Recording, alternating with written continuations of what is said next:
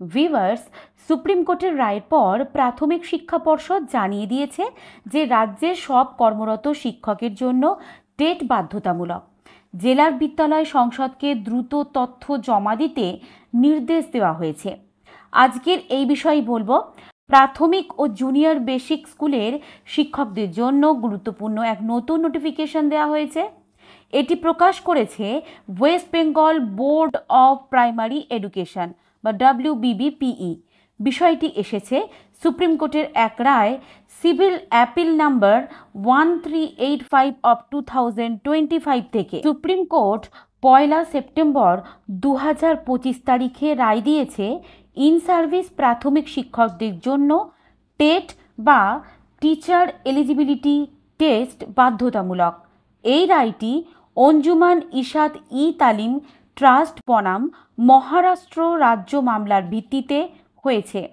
কোর্টের রায় অনুযায়ী যেসব শিক্ষক এখন চাকরিতে আছেন তাদের তথ্য সংগ্রহ করতে হবে। এই রায়টি সমগ্র দেশের শিক্ষা ব্যবস্থার একটি বড় পরিবর্তন এনেছে এবং এর প্রভাব পশ্চিমবঙ্গের প্রাথমিক শিক্ষা ক্ষেত্রেও পড়তে শুরু করেছে। শীর্ষ আদালতের এই নির্দেশকে কার্যকর করতেই প্রাথমিক শিক্ষা পর্ষদ এই পদক্ষেপ গ্রহণ করেছে। প্রতিটি জেলা প্রাথমিক বিদ্যালয় পরিষদ, কলকাতা ও শিলিগুড়ি প্রাথমিক বিদ্যালয় পরিষদকে নির্দেশ দেওয়া হয়েছে প্রাথমিক ও জুনিয়র বেসিক স্কুলের সংশ্লিষ্ট শিক্ষকদের তথ্য সংগ্রহ করতে হবে। তথ্য সংগ্রহ করতে হবে নির্দিষ্ট ফরম্যাট বা এক্সেল শিটে। এই তথ্য অবশ্যই 15 দিনের মধ্যে বোর্ডে জমা দিতে হবে। এই তথ্য সংগ্রহের কাজে প্রতিটি জেলা বিদ্যালয় পরিদর্শক বা ডিস্ট্রিক্ট ইন্সপেক্টর অফ স্কুলস সহায়তা করবেন।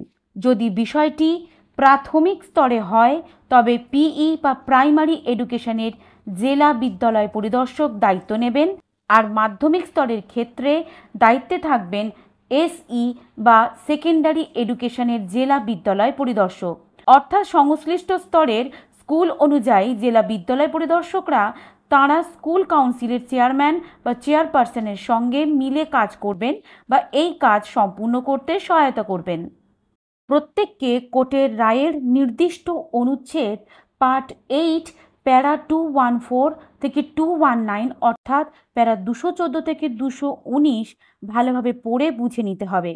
তারপর নির্দিষ্ট প্রোফর্মা অনুযায়ী তথ্য সংগ্রহ করে West Bengal board of primary এডুকেশনে পাঠাতে হবে। দেরি করা যাবে না, 15 দিনের মধ্যে এই কাজ শেষ করতে হবে। অর্থাৎ এই নির্দেশিকার মূল উদ্দেশ্য হল সেই সমস্ত শিক্ষকদের চিহ্নিত করা যাদের 1 সেপ্টেম্বর 2025 তারিখের হিসাবে চাকরির মেয়াদ 5 বছরের বেশি বাকি আছে এবং যারা এখনও পর্যন্ত টেট উত্তীর্ণ নন। অবসরের তারিখ থেকে সহজেই বোঝা যাবে কোন শিক্ষকের চাকরির মেয়াদ কতদিন বাকি আছে। এই তথ্যের উপর ভিত্তি করেই পরবর্তী পদক্ষেপ গ্রহণ করা হবে। তবে বিজ্ঞপ্তিতে উল্লিখিত তথ্য অনুযায়ী প্রভাবিত শিক্ষকদের নিম্নলিখিত বিবরণ জমা দিতে হবে।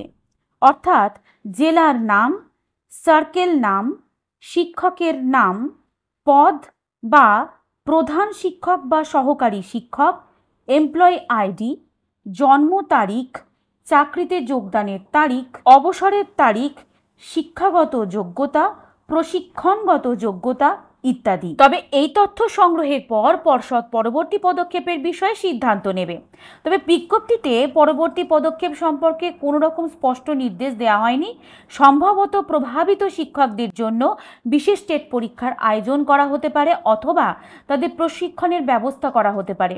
তবে এই বিষয়ে এখনও কোনো চূড়ান্ত সিদ্ধান্ত নেওয়া হয়নি। এই প্রক্রিয়াটি রাজ্যের প্রাথমিক শিক্ষার মনোন্নয়নে একটি গুরুত্বপূর্ণ পদক্ষেপ বলে মনে করা হচ্ছে। যেসব শিক্ষক 2009 সালের রাইট টু এডুকেশন অ্যাক্ট চালু হওয়ার আগে নিয়োগপ্রাপ্ত হয়েছিলেন, যাদের চাকরির অভিজ্ঞতা 5 বছরের বেশি এবং আগামী 2 বছরের মধ্যে তারা অবসর নেবেন, যাদের অবসরে যেতে 5 বছরের কম সময় বাকি, তাদের ক্ষেত্রে সংবিধানের অনুচ্ছেদ 142 অনুযায়ী বিশেষ ছাড় দেওয়া হয়েছে। তারা টেট না দিলেও বা পাশ না করলেও চাকরি থেকে বাধ্যতামূলক অবসরে যেতে হবে না। তবে তারা পদোন্নতির সুযোগ পাবেন না। অনুচ্ছেদ 142 অনুযায়ী সুপ্রিম কোর্টকে প্রদত্ত বিশেষ ক্ষমতা, যেখানে মানবিক দৃষ্টিকোণ থেকে ন্যায় বিচারের স্বার্থে কোর্ট বিশেষ আদেশ দিতে পারে। তো ভিউয়ার্স, আজকে ভিডিওটি এই পর্যন্তই। পরবর্তী ভিডিওর জন্য অবশ্যই অপেক্ষা করবেন। ভালো থাকবেন, সুস্থ থাকবেন। ধন্যবাদ।